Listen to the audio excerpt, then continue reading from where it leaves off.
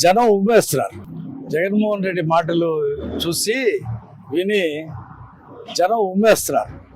చిచ్చి ఇలాంటి వాళ్ళ ఇన్నాళ్ళు ముఖ్యమంత్రిగా పెట్టింది, మళ్ళీ ఇతను వచ్చి పోలీసుల్ని బట్టలు ఉడదీసి కొడతాడా, ఉద్యోగాలు తీసేస్తాడా? నేను ఒక పోలీసు మహిళ చెప్పింది, అంటే పోలీసుల్లో మహిళలు ఉంటారనేటువంటి ఇంకిత జ్ఞానం కూడా లేకుండా మాట్లాడుతూ ఉన్నాడు.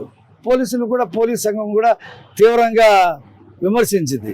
నేనేం చెప్తున్నానంటే పోలీస్ అధికారులకి, పోలీస్ సంఘానికి, ఉద్యోగులు అధికారుల సంఘానికి మీరు అతని మీద కేసు వేయండి. ఈ రకంగా మమ్మల్ని అవమానపరుస్తున్నాడు. వచ్చిన చోట ఇది 4వ సారి.